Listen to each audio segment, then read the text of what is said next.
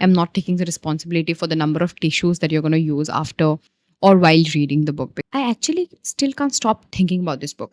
I'm not even being dramatic. I'm getting goosebumps. This book kind of changed my life. Anybody who has read the book will say ki bhai mat padho, you're not missing out on anything exceptional. Before we start the video, let me just tell you that there's a construction going on at my place. For the past 1 week now, there's my dog barking.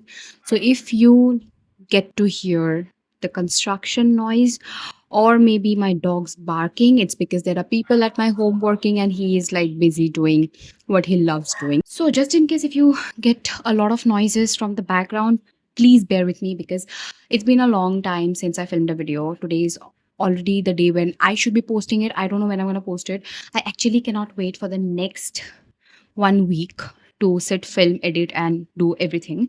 So I thought I'll just request everybody to please manage, because today's video is going to be like a very interesting video and like a long overdue video. This video should have been up last year, but I don't know what I was thinking when I didn't put this up because it's halfway through the year. I think I should be talking about books that were like 6 stars for me in 2024, so that the next half of the year you can probably, take my recommendation in consideration and get yourself the copies and make your 2025 reading journey like the best because of the 6 star books that I'm going to recommend. And there are also some honorary mention that unfortunately could not hit the mark of 5 stars because of certain reasons that I'll mention while I'm talking about the books next in the video. This is the silly little thing that I had to mention. I actually read 67 books last year, despite the fact that I was having a lot going on back then, as much as I can remember. And from the 67 books that I read last year, I have a few that I think I can keep like literally bantering about. By 6 stars, I mean books that were like too good to be, a 5 star. So I rated them as 6 stars. Out of all the 67 books that I read, it is very surprising that I only could, collate a list of 4 books that were like absolutely stunning, and I highly, highly, highly, highly, highly recommend them. Now, let me tell you in general why I have rated these 4 books a 6 star is because these are the books that I look forward to rereading. First thing. Secondly, I really wish that I could,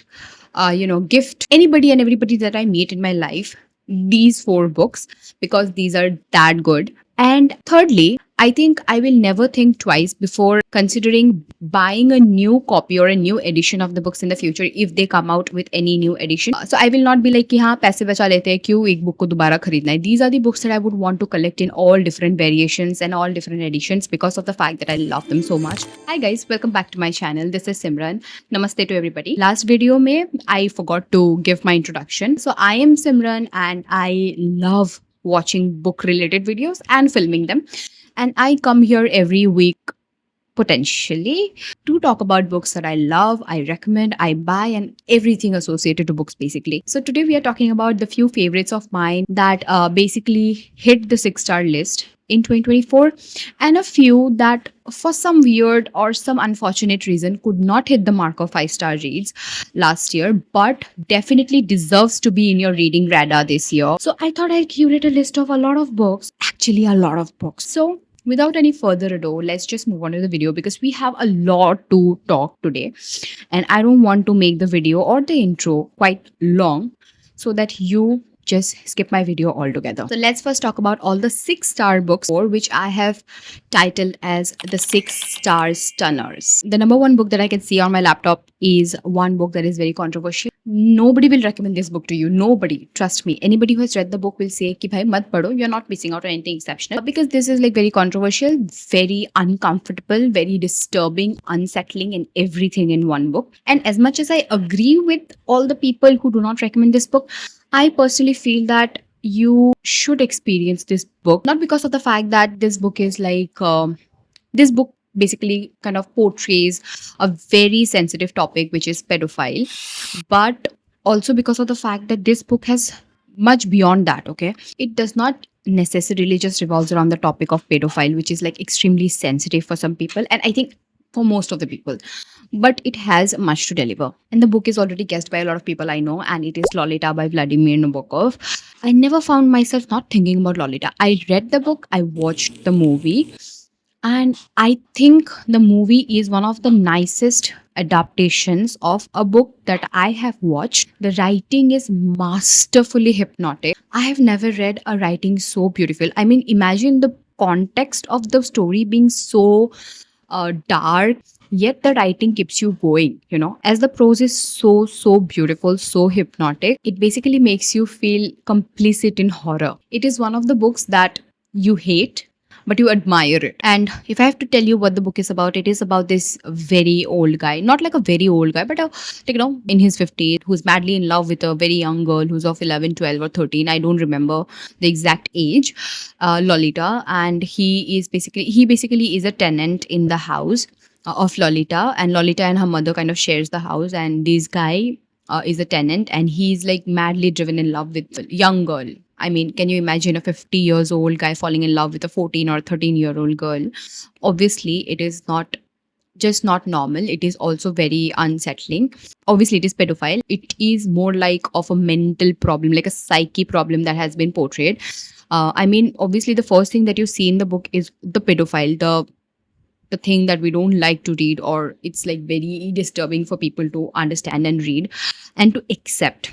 Now, when you read the book and analyze the book more, and you read certain articles and you kind of delve deeper into the aftermath of the book, or maybe you read the epilogue or whatever, just after wrapping the book, you go and research the book deeply, you realize that the book was much more. And that is what happened with me. Initially, after completing the book, I decided, like, you know what, I mean, the writing is good and everything is fine, but I think I have to research more, because I was so curious on why Nabokov kind of wrote the book in the first place, because it is so controversial. Even today, the fact that he wrote it like long back, it's a classic. So imagine when he wrote the book, how controversial it must have been that publishers kind of denied to publish the book. But the point is, why did he write it? And what is there behind the book? And that is how I decided to rate it a 6 star, because I definitely would love to go back to the book because of the beautiful writing, because of what the book delivers. And I really am surprised at myself for liking the book. Also, minor disclaimer, I would not recommend this book if you have a very orthodox mindset and you know that you're expecting this very thing and you'll be disappointed. I mean, if you have an open mind, if you are very clear at your mind that you are ready to accept what the book has to deliver, I think only then go ahead with the book, because otherwise, I don't know, you may not like it. The next is my most favorite books of all time. This book kind of changed my life. Firstly, it is set in India, so I could relate to it to the core. It is about four people living in different parts of the country, coming together under some circumstantial matter, doing their respective jobs, and becoming the best of friends. And eventually, life throws at them some garbage. The ending left me shattered. The ending was so unexpected. I'm seriously, I'm not even being dramatic. I'm getting goosebumps. And the book that I'm talking about is A Fine Balance by Rohinton Mistry. You must have seen me recommending this book and talking about this book hell lot of times. And if you think that I am too old school to recommend this book, I am sorry to say I will never stop recommending this book. My life came to an end after the book. Let's move on to the third one. Third book basically is with me now, even now, because of the fact that it questions power, it questions desire, it questions faith, religion in a lot deeper way. I have to say, it is a very lyrical book. Like, every other page of this book is marked and scribbled like crazy, like my copy, I mean to say, and daring. Okay, very potent, very daring, and fearless. I was in shock after I read the book. I didn't expect it to turn out the way it did at the end, because it is like very introspective kind. I think it was first written in Urdu and then translated. And the translation, I tell you, did not butcher the originality of the book. The last 6 star book in the list is a very, impromptu pick. I actually randomly bought also, even before the book was declared the winner of Booker 2024, if I'm not wrong. After I read the book, the shortlist comes out, and I know that this book should win it. Like, this book deserves to win it because of all the right reasons. I think among all the other three books that I've mentioned earlier, this one book is a very reflective and very, beautiful in its own way. I remember reading this book, talking about this book, and the more I kept reading the book, the more it kind of reminded me of the movie Interstellar by Christopher Nolan. Although there's not lot resemblance, but I just don't know why the emotional aspect of the book kind of reminded me of Interstellar. And I knew for a fact that because I loved Interstellar, this book is not going to disappoint me till the last page. And it absolutely did not. And that is the reason it is in the 6 stars in the first place. This one book kind of felt like a meditative piece of art. Again, if you're looking for deep plot lines, you will not get it, because this is much like a introspective novel. And I have lately realized that I love books with good writing. I love books that can hit me here and make me question certain things about my own life, about existence, about desire, love, and family, fear of losing something, hopefulness. These kind of books kind of stays a lot with me for the longest. And the book that I'm mentioning about here is The Orbital by Samantha Harvey, the first book I read by Samantha Harvey, and absolutely not the last that I'm reading by her. I think this one book kind of bridged the gap between fearfulness and hopefulness for me. That if you haven't read Samantha Harvey's The Orbital yet, I don't know what you're doing. You gotta read that book. These are the 6-star books of 2024 I want to pass down to people. I don't know how helpful I was in this, but yeah. Anyways, let's move on to the 4-star books. Okay, the first 4-star book that I can see that stayed with me and just could not reach the mark of 5 stars.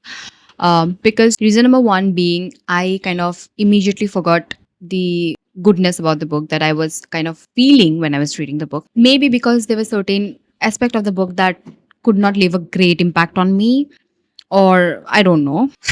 Well, these are a few books that I desperately wanted to love and, embrace and keep reminded about all the time. Let's talk about the first book, which is 10 minutes 38 seconds in the Strange World by Elif Shafak. Now, Elif Shafak is one of my all-time favorite authors.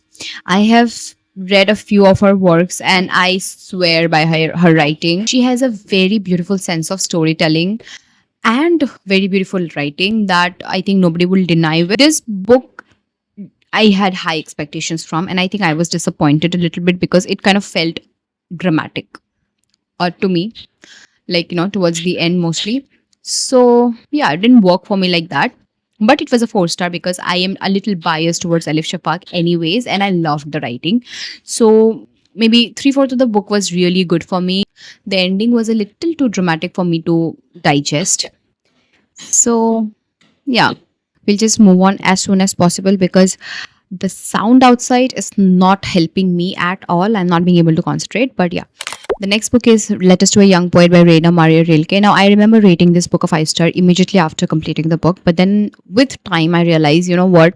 I think I need to reread the book to finally come to a conclusion of rating it a 5-star. But as of now, because some things are kind of vague in my mind and I don't remember a lot about the book, only the fact that the book is a very well written one, I thought I will change my rating into a 4-star. And then I rated it a 4-star. So the book is basically about Rilke writing letters to this young poet, kind of advisable letters, which are very hopeful to read and very, inspiring and motivating. But I think I need to actually reread the book to find out if it is still a 4-star or a 5-star. The third one in the list is again another classic, which is a very philosophical read. Now, philosophy is not my cup of tea at all. It is very overwhelming to me. And the fact that the book is of nearly 1,000 pages, if I'm not wrong, or maybe more than that. I can't recall at this point. But because I read it with my sister as a buddy read, we pushed each other so much that we ultimately completed the book. Otherwise, if I was reading it alone, I may have put it down. Or may have DNF the book. I know it is going to be a shameful thing to say, but ultimately after reading the book all throughout, I realized that the book was not as bad, but it was a really philosophical, very deep, dark kind of a book, which actually needs a lot of research for you to understand if you're not into philosophy in general. I think, on my opinion, that the book could have been a little short. There were a lot of unnecessary things that it was not essential. Maybe the author thought something about the book, so he wrote. I don't know what was the point of writing all those parts. And only because of those things did I rate the book a 4-star. And the book is The Brothers Karamazov by Fyodor Dostoevsky. Dostoevsky fans are gonna kill me for saying this, but if you actually want to experience Dostoevsky's writing, I think Crime and Punishment or any other shorter book, maybe Notes from Undergrounds, which I did not read, but I read Crime and Punishment. I think Crime and Punishment is also a better option before you kind of dive into Brothers Karamazov, because it has too many characters, too many portions that you might feel quite draggy. The next one is a biography, and it is like a love story set against war, distance, and silence. Okay. It is Two Lives by Vikram Seth. Two Lives is the first book that I read by Vikram Seth, and I think I really liked it. Okay. I do not generally read biographies and autobiographies because who am I to rate somebody's life and somebody's existence? I am nobody basically. It is about Vikram Seth's uncle and his wife, who was basically a Jew, maybe. I can't remember at this point. And I was very fascinated by this biography because of the fact that this kind of dealt with the war thing in it, and how they kind of sustained the war and still kept the love alive, like Vikram Seth's uncle and his wife, who come from two different background, two different culture, two different religion in the first place, and how Vikram Seth got involved into it altogether and how he wrote the book. I was very fascinated with this entire concept and entire idea. And so I read the book. It took me over a month to complete the book, and I think it is worth it. So, yeah, the writing is very lucid. It is nothing rocket science. So, one biography that I do highly recommend is Two Lives. Okay, the next book came to me at a very right time when I was almost in a reading slump and I didn't know what to do and what to read. So I was like, okay, ठीक है, पढ़ते हैं कुछ तो नया पढ़ेंगे. And then Penguin sent me this very short historical fiction, which is still very vivid in my mind. I don't know why I rated it a 4 star. The book is a very tender story about belonging, exile, longing, a very beautiful family dynamic that kind of crashes down due to war, and that is harrowing. Now, it is. I think it is about Turkey, if I'm not wrong. Book is The Lighthouse Family by Fred Sunel. I don't see nobody talk about this book. I don't know why. It is very short. You can easily read it. The writing is very beautiful. I think The Lighthouse Family is his debut, and he has masterfully aced it. I have never loved a debut so much earlier. Historical fiction is my favorite, and I was very, very excited and looking forward to reading this book. The very interesting fact is the book is very short, yet it doesn't feel like it's like moving faster. It is as if the book did not rush at all. Not a single word in the book is misused. I mean, historical fictions are generally like very big inside, but considering the fact that it is a very short book, I was very impressed, very, very impressed. If you're basically looking for a short historical fiction, because you are very scared to commit to books that has historical context, I think The Lighthouse Family fits there absolutely, like a very, very efficient puzzle. The next one is very sad, like not very sad, but it is like a very aching story about grief, about the lost conversations or incomplete conversations. And it is the second book in the series, I would say. I actually didn't read the first book. I read the second book and I watched the first book. So like there's an adaptation of the first book, and the book is Long Island by Com Toybin. I read the second book. I fell in love with the book. And then I watched the first part because you can actually read the second book on its own. There's nothing as such. The book has a prologue that will solve all your questions for the first book. So there's no big deal. There are some things in the books that kind of don't hit the right point and the right spot. And so you decide to not rate it a 5 star. And I'm very particular about rating a book a 5 star or a 6 star or a 4 star. And I don't want to be unjustified in any way to any book. The next is a Sally Rooney book, which is Conversation with Friends. Now, Conversation with Friends is my debut of Sally Rooney and also her debut into this literature, into the literary world. So I didn't expect a lot from Sally Rooney because I didn't read any other Sally Rooney books earlier. I didn't have a lot to kind of expect. So when I read Conversation with Friends the first time, for the first time experiencing Rooney, I was very, impressed by how she wrote.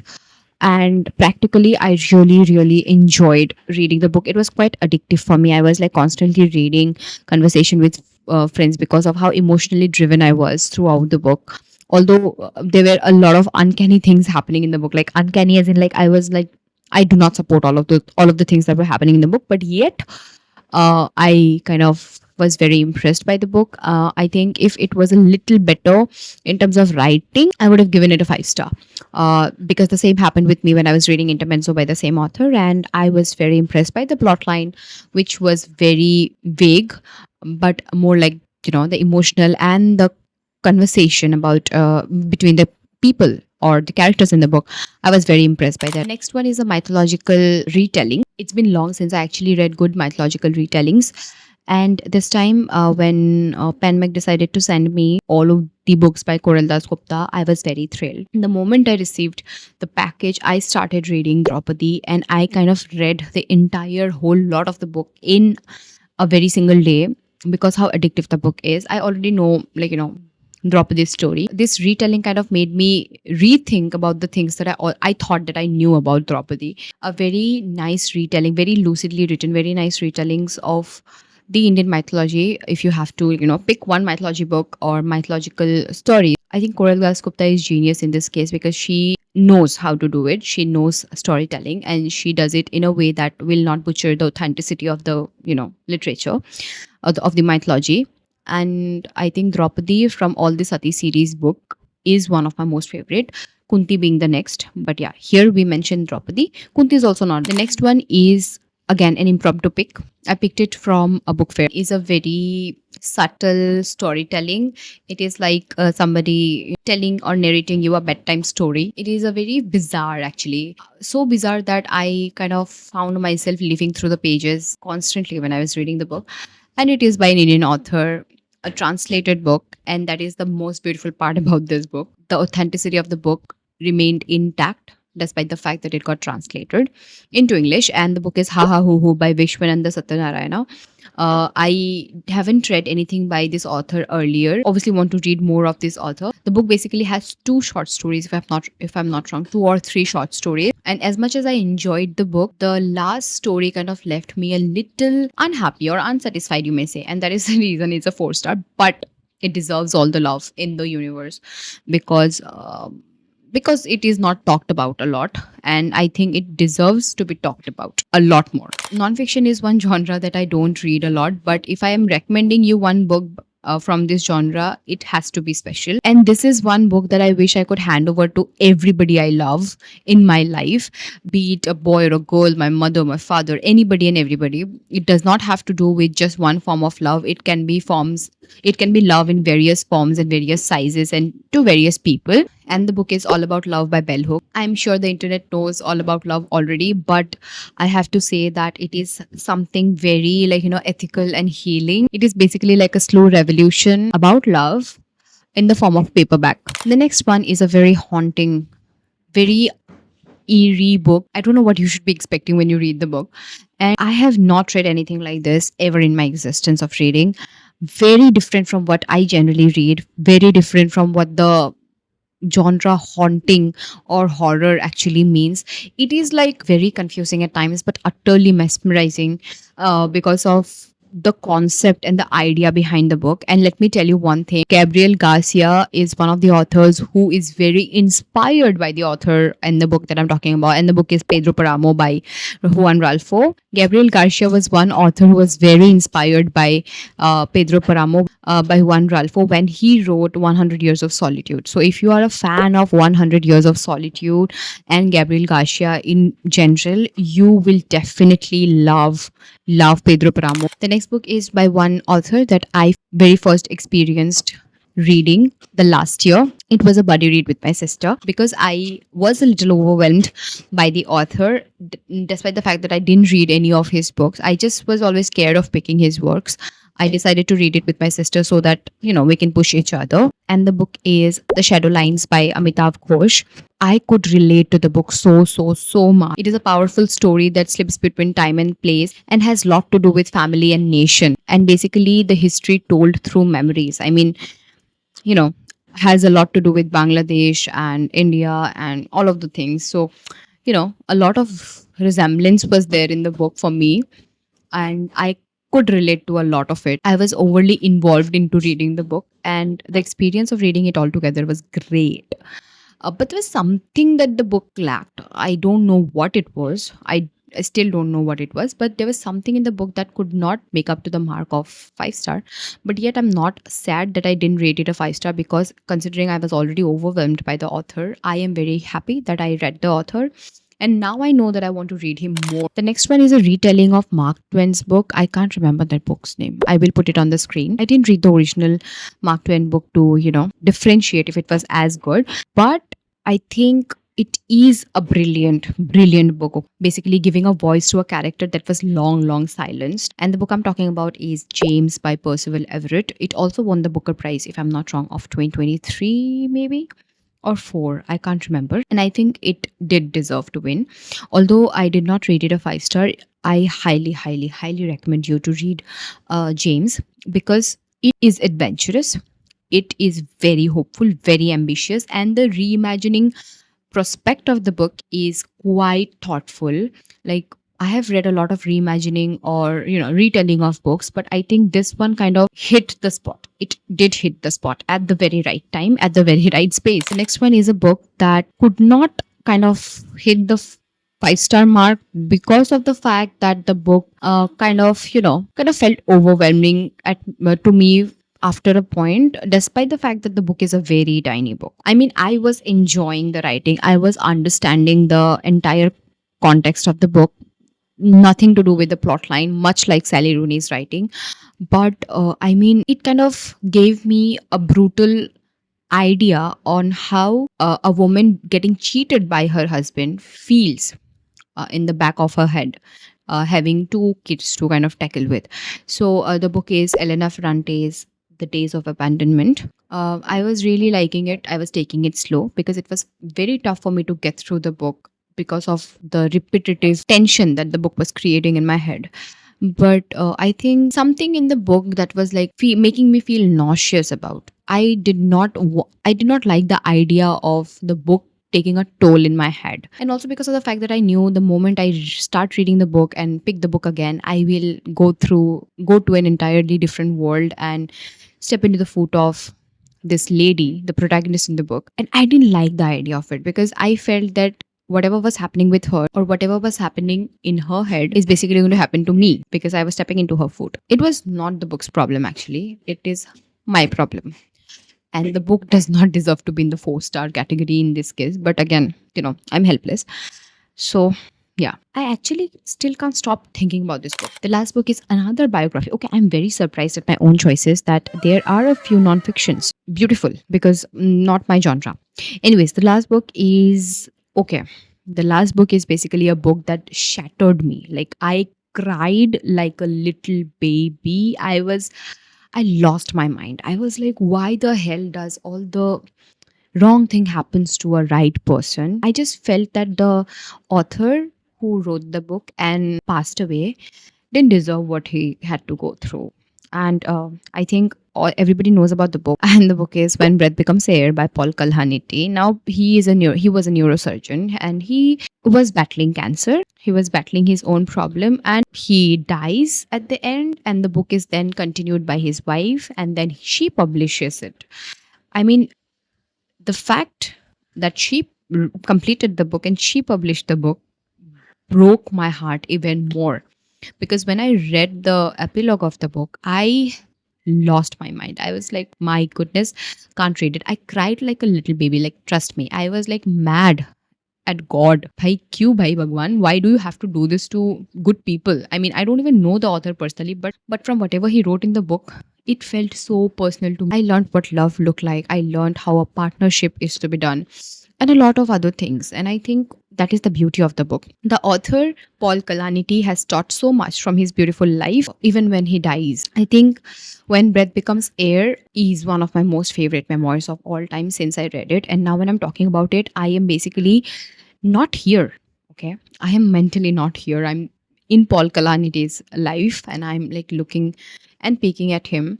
I'm like basically zoning out because of how beautiful the book is. It's like so beautiful, so meditative. If you think you want to read something very sad, but sad in a way that feels real and a book that can make you cry and bawl your eyes out, go ahead with When Breath Becomes Air by Paul Kalhanity. I'm not taking the responsibility for the number of tissues that you're going to use after or while reading the book, because the book deserves it, demands it, and I don't know what you're going to do with your life once you're done with the book. So with that, we come to the end of the video. These were a few books that I loved, enjoyed, embraced, in 2024, and I'm very excited to see what 2025 has in the list. Let me know in the comments which were your 5 stars, 6 stars, or 4-star books of 2024 and why you think I should be reading it. And I love that. Until then, happy reading, and I'll see you in the next one. Bye bye.